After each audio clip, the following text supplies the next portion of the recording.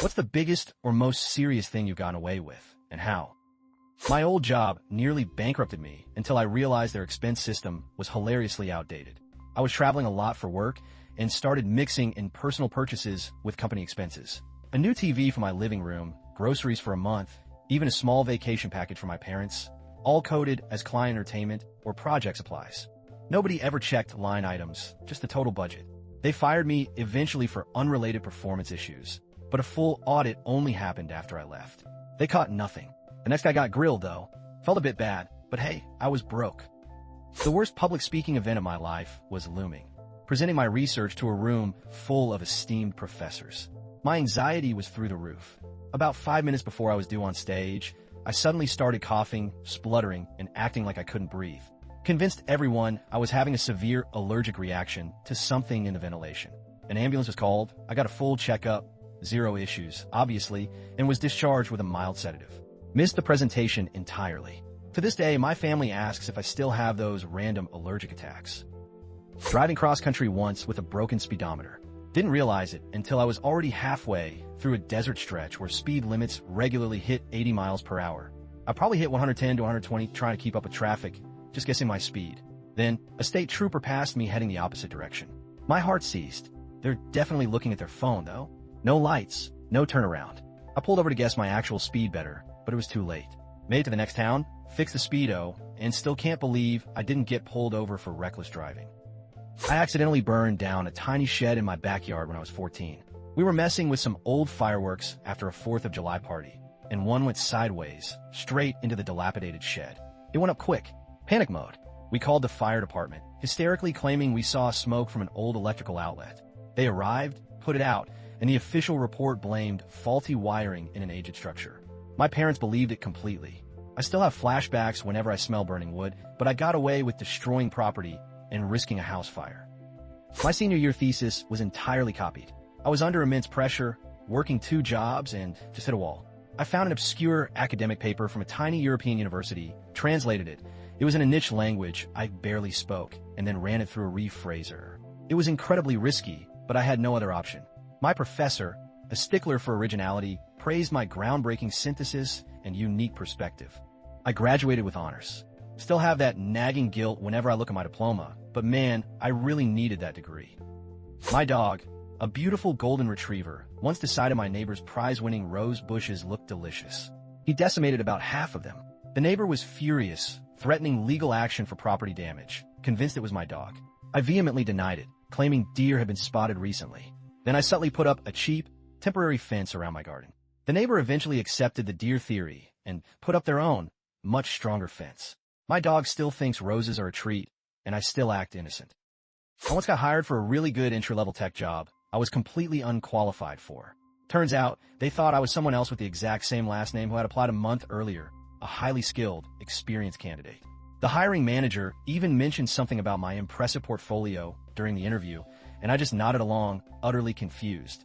I learned everything on the fly, worked harder than anyone, and surprisingly did well. Stayed for 3 years, got promoted twice.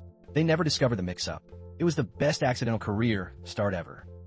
In college, I was almost expelled for a particularly elaborate, if foolish, prank, covering the dean's office in glitter and silly string. Security cameras caught everything. My face was clear as day. I was ready for suspension or worse. Then my identical twin brother, who was visiting that week, stepped up. He confessed to the dean, saying it was a goodbye prank, and he'd already left town. The dean, bewildered, processed his expulsion papers.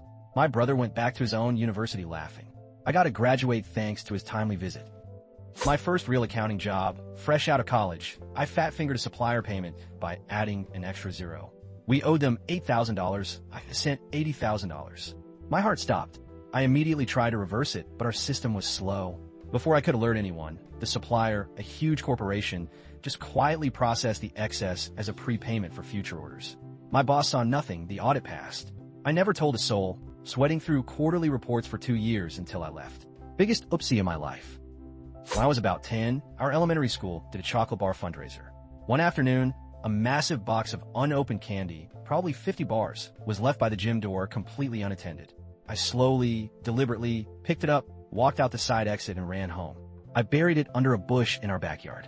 For weeks, I had a secret stash of Snickers and Crunch bars. Nobody ever mentioned it. I'm pretty sure someone just got fired for lost inventory. Once traveled across 3 states by train without a ticket. I was broke and desperate to get home for a family emergency. I realized the conductors on that route usually only check tickets at the origin station or at the very last stop. I boarded at a busy intermediate station, found an empty seat in a nearly full car, and just looked like I belonged. Read a book, stared out the window, got off 2 stops before the final destination, and walked away scot-free. Pure adrenaline the whole time.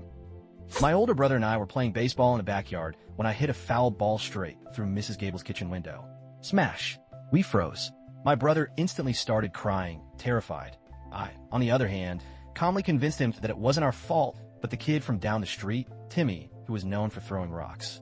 Our parents bought Mrs. Gable a new window and gently told her Timmy did it. Timmy got grounded. I never said a word. Got into a ridiculously expensive, sold-out industry conference by fabricating press credentials.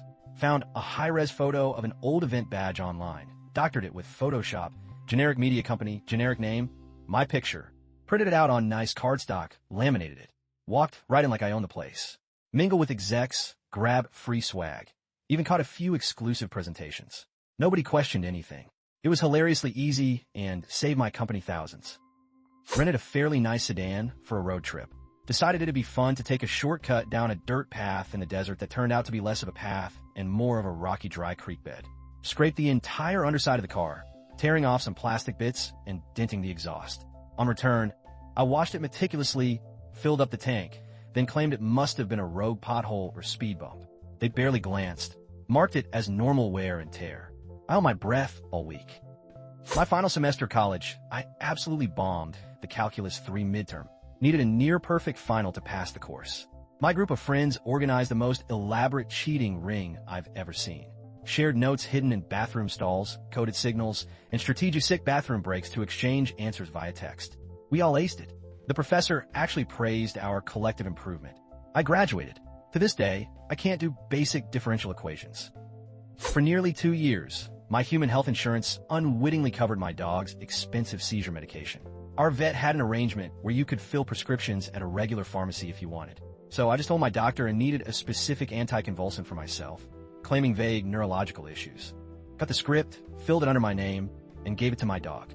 Saved me thousands. Nobody, not even my family doctor, ever questioned why I was constantly refilling it.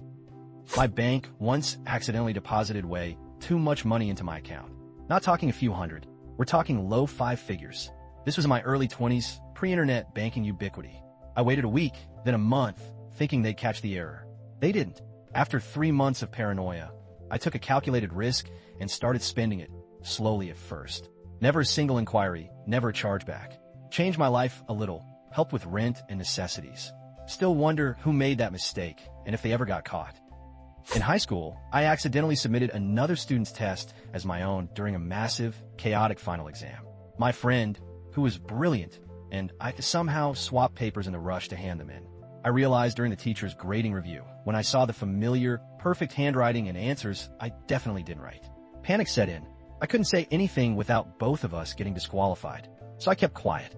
I got an A, he got a C on his own legitimate, average paper. That A saved my GPA for college applications. Drove my first car into a historical landmark's decorative wrought iron fence. It was late, rainy, a terrible blind turn near an old park. Bam! Bent a significant section of the ornate fence. I remember the sickening crunch. I absolutely panicked. No one was around. It was after midnight. I just kept driving, heart pounding. Woke up paranoid for a week, checking local news, convinced I'd see my crappy old car described. Nothing. Never a word. The dent in the fence is still there, 30 years later, mocking me every time I drive past. I used my identical twin sister's ID to get into a 21-plus club for months when I was 19. We look exactly alike, and she rarely went out, so her ID was always available. It was thrilling and terrifying every time the bouncer barely glanced at the birth date. One fateful night, my sister actually decided to go out with her friends to that exact club. I saw her walking in as I was ordering a drink. I immediately ducked into the bathroom and snuck out the back door. Never risked it again. As a junior sysadmin, I once permanently deleted a small but critical client's entire production database. Thought I was logged into the staging environment for testing. My stomach dropped through the floor.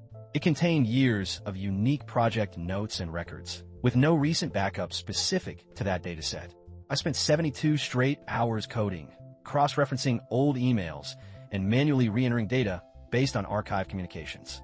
The client never knew. My boss just thought I was incredibly dedicated that week. Still gives me cold sweats. My passport was expired for a full year while I was living and traveling abroad, completely unaware. I went through airport security for multiple domestic flights, rented cars, checked into hotels, and even registered my address with local police departments in a foreign country. Nobody, not once, ever noticed the expiry date. I only found out when applying for a new job that required current travel documents. Had to fly home for an emergency renewal. Still can't believe I didn't get caught at some border or even just a hotel check-in. I convinced my university I'd completed a mandatory senior internship that I actually flaked on halfway through. The company was incredibly disorganized, my direct supervisor quit, and I just slowly stopped showing up. But I needed those credits to graduate. So I typed up a glowing fake evaluation, forged a signature from a generic company email I found online, and submitted it. They accepted it without question. Got my degree. The relief when that diploma arrived was immense. I still feel a pang of guilt, but hey, it worked. I once accidentally walked out of a grocery store with a $300 bottle of scotch. It was Christmas Eve, absolute pandemonium. I had a huge cart full of groceries, paid for everything, but the bottle was on the bottom rack of the cart, somehow never scanned.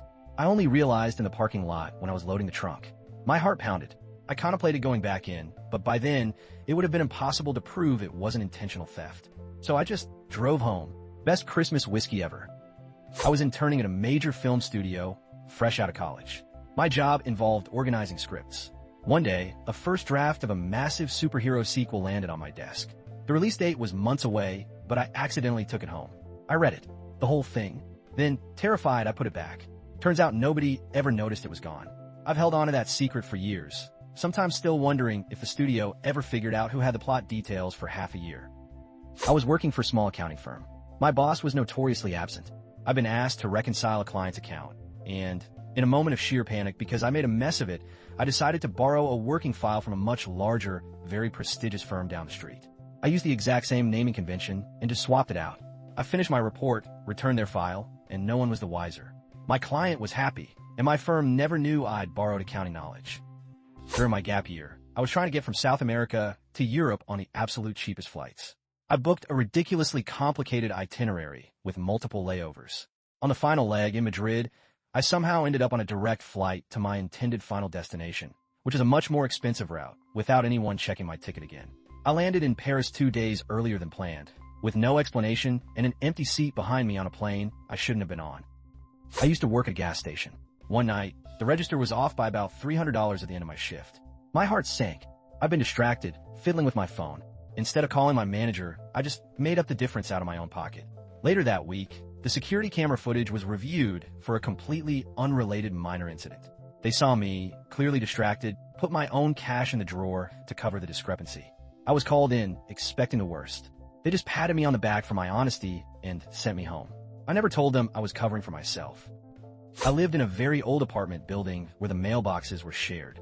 One afternoon, a neighbor who was on a very long vacation accidentally received a rather important-looking legal document. It was addressed to him, but delivered to my box by mistake. I was curious. I opened it. It was an eviction notice. Instead of leaving it for him, I disposed of it. He returned to find no notice, and his lease mysteriously renewed. He never knew why. I still feel a twinge of guilt, but also a strange sense of power. As a junior dev, I accidentally deployed a major feature to production on a Friday afternoon, completely untested. It was a disaster waiting to happen. My heart was pounding. I immediately initiated a rollback sequence, but it failed. In a panic, I found a backdoor that hadn't been documented anywhere, essentially forcing the system back to the previous version. It worked. No one ever found out about the botched deployment or the secret backdoor I used to save my skin. Just another quiet Friday for the rest of the team.